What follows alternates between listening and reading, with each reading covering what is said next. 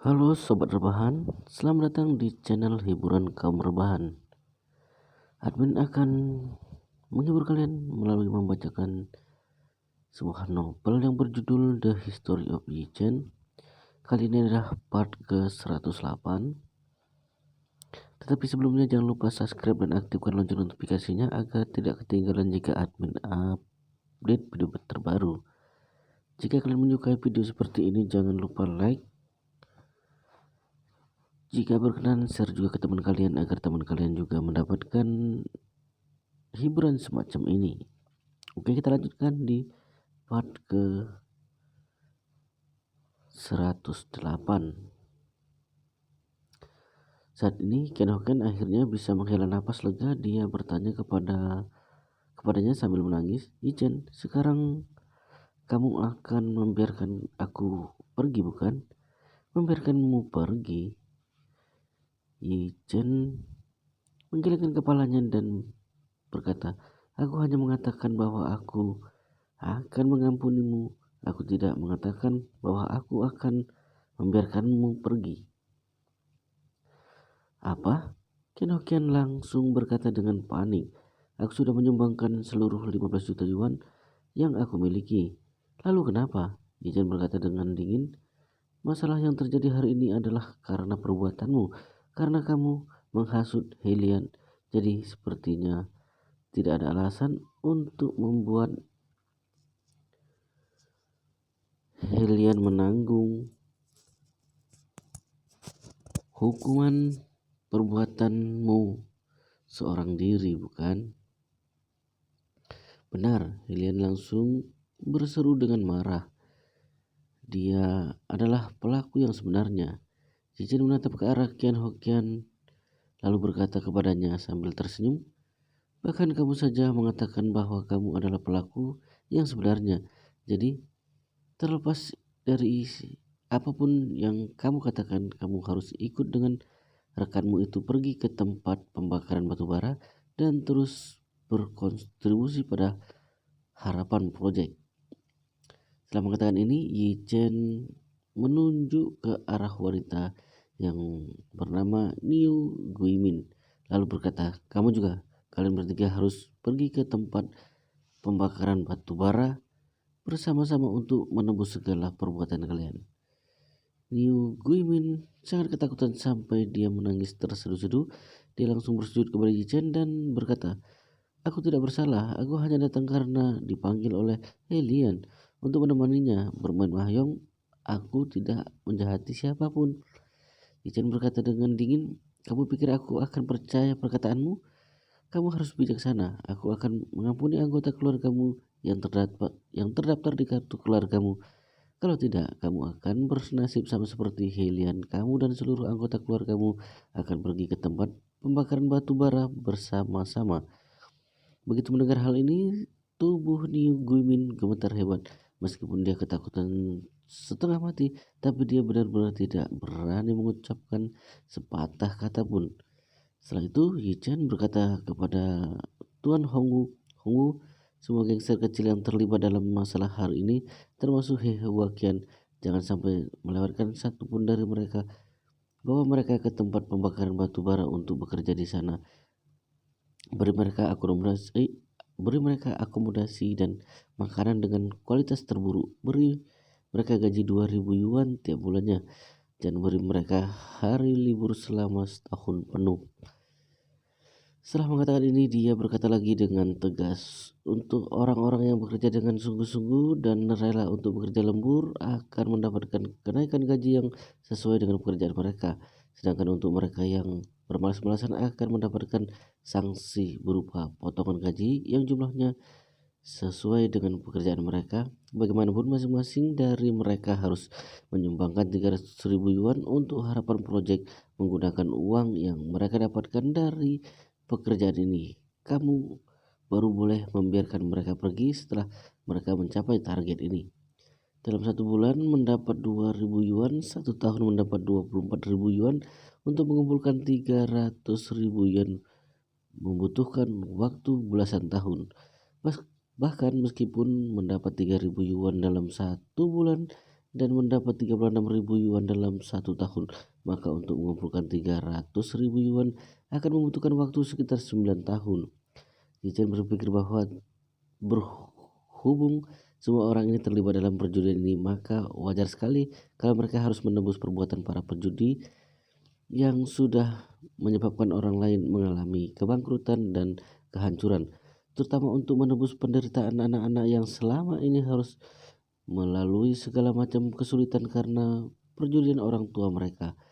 Mengirim mereka semua ke tempat pembakaran batu bara merupakan hukuman yang terbaik untuk mereka. Begitu mendengar perkataan, Hong Wu langsung menjawab, "Baik, Master Ji, aku akan memerintahkan anak buahku untuk menyiapkan bus yang akan mengantar mereka ke sana." Zichen berkata, "Untuk para gangster yang dikurung di dalam, kamu harus mematahkan satu kaki mereka sebelum mereka menaiki bus untuk mengantisipasi kalau seandainya mereka ingin melarikan diri begitu tiba di sana." Hong Wu langsung menjawab, "Baik, Master Yi, tidak perlu khawatir. Aku akan mematahkan satu kaki mereka terlebih dahulu, lalu setibanya di sana, saat mereka sedang bekerja, makan, ke toilet, dan bahkan saat tidur pun mereka akan diikat dengan rantai besi sehingga tidak akan ada seorang pun yang bisa melarikan diri." "Baguslah," Zichen mengangguk puas. Pada saat ini Qian Hokian menangis dan berkata kepadanya, "Zichen, kamu tidak bisa membuat aku bekerja di sana selama sisa hidupku. Ada suami dan anak-anak yang harus aku urus, juga ada ibu mertua yang harus aku hidupi." Zichen berkata dengan santai, "Kalau soal itu aku tidak perlu khawatir. Semua seperti orang-orang ini, kamu boleh pergi meninggalkan tempat tersebut ketika kamu sudah mengumpulkan 300.000 yuan untuk disumbangkan." Qian Hokian yang masih menangis langsung berkata kepadanya, "Zichen, kamu tidak bisa sekejam itu kepadaku. Kamu harus tahu, biar bagaimanapun kita adalah keluarga." Zichen bertanya balik kepadanya, "Lalu mengapa kamu bisa sekejam itu menjebak ibu mertuaku? Saat melakukan ini, mengapa kamu tidak memikirkan bahwa kita ini adalah keluarga?" "Benar." Manlan yang sedari tadi hanya diam saja tiba-tiba berteriak dengan marah, "Qian Hokian, kamu adalah wanita jalang yang tidak punya hati. Kamu bahkan sudah menjebakku dan sekarang kamu masih berani mengatakan bahwa kita ini adalah keluarga." Qian Hokian berlutut di hadapannya dan memohon kepadanya sambil menangis, "Adik iparku, aku memang sudah berbuat salah kepadamu, tapi biar bagaimanapun aku masih tetap kakak iparmu. Tolong ampuni aku kali ini saja." Manlan mendengarnya hingga dia terjatuh ke tanah, kemudian membentaknya dengan keras, "Setelah menipuku dan mendapatkan 2 juta yuan dari depositku, kamu masih belum merasa puas. Setelah mendapatkan rumahku pun kamu masih belum puas juga. Setelah itu kamu ingin mendapatkan villa milik keluargaku. Tujuanmu adalah ingin menghancurkan keluargaku. Apa kamu masih mempunyai sedikit saja hati nurani?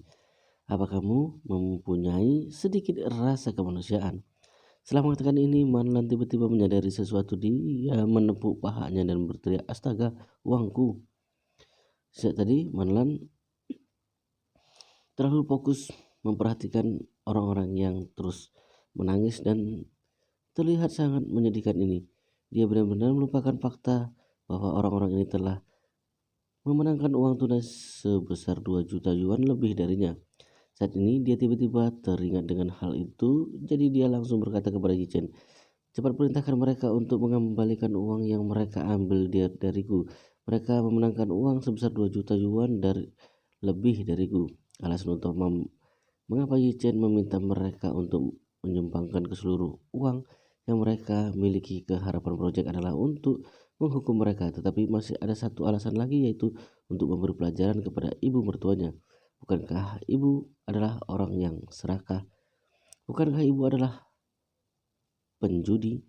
Bukankah ibu mempunyai pemikiran bahwa ibu bisa menghasilkan banyak uang hanya dengan bermain mahjong? Sekarang aku membuat ibu kehilangan semua uang yang ibu miliki. Aku akan membuat ibu mengingat hal ini selamanya."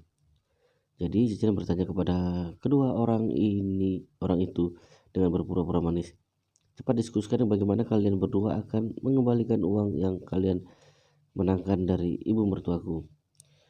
Kedua orang itu saling berpandangan lalu mereka menangis dan berkata, semua uang yang kita sudah sumbangkan, uang yang kita menangkan dari ibu mertua Anda sudah masuk di dalam uang yang kita sumbangkan. Zichen menengok ke arah ibu mertuanya lalu berkata kepadanya dengan wajah tidak berdaya, Ibu, mereka sudah tidak punya uang. Apa katamu? Manlan langsung marah besar.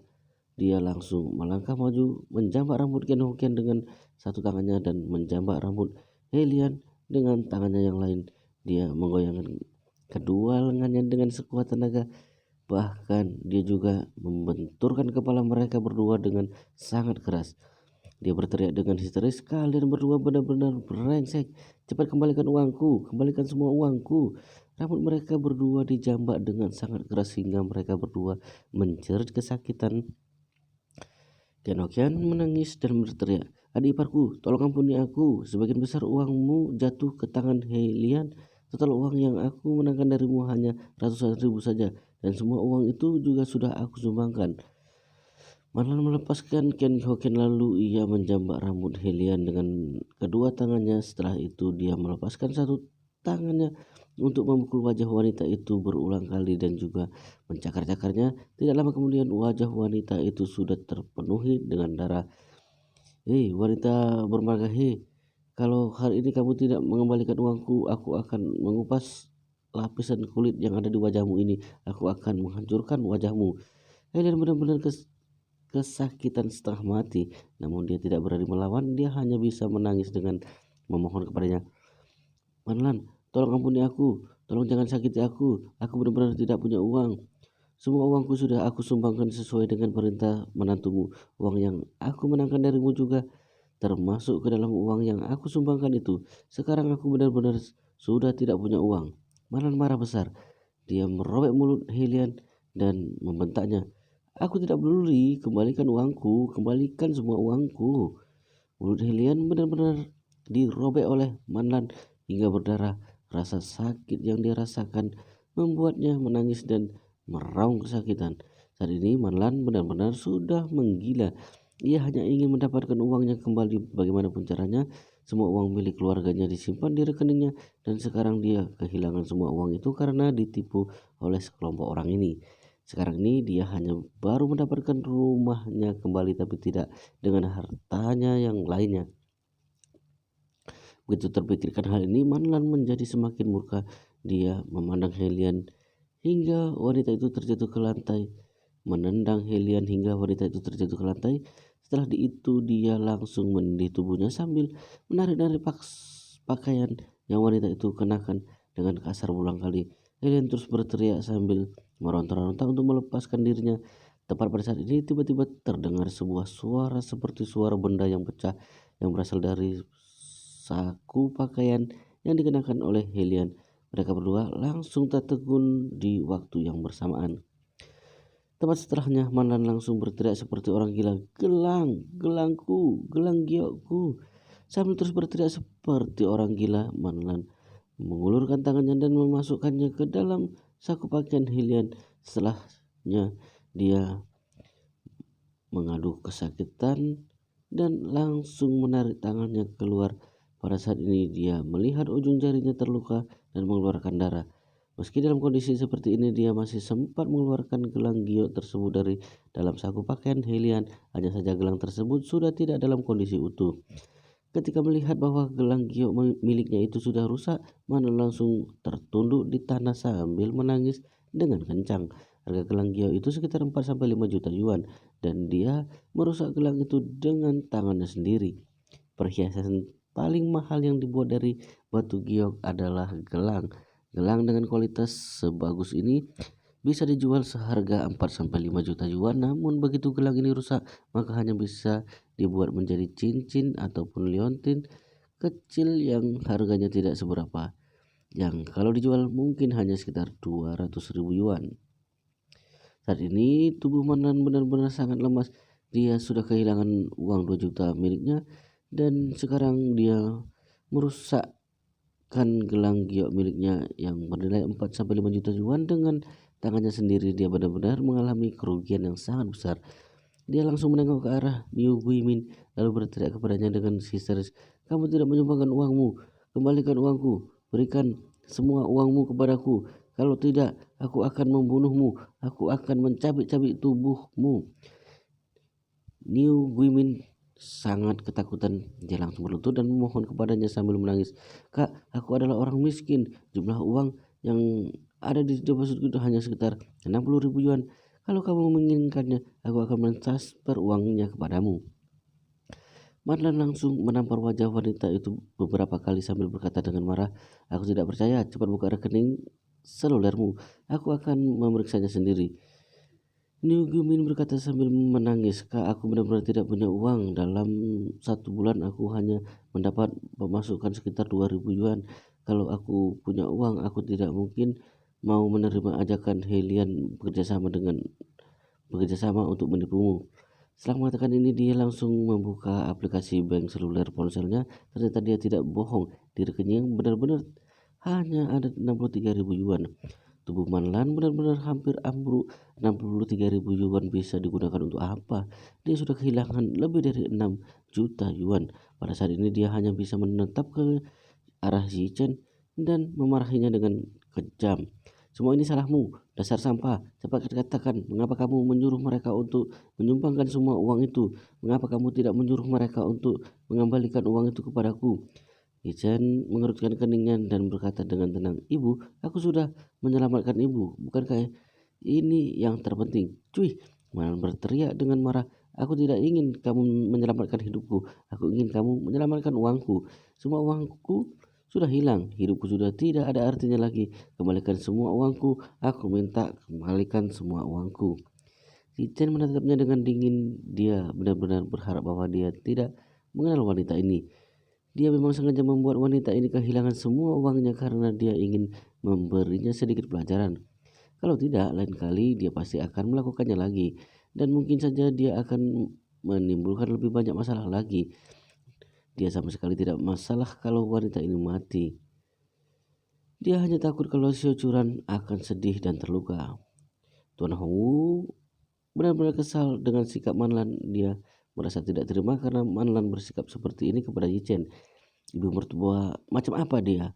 Yichen sudah menyelamatkan hidupnya, tetapi dia malah membalas kebaikannya itu dengan perlakuan seperti ini. Setelah memikirkannya hal ini, dia langsung berkata dengan tajam, "Aku peringatkan kamu, jangan mentang-mentang kamu ini ibu mertua Master Ji, maka kamu bisa bersikap semena-mena kepadanya.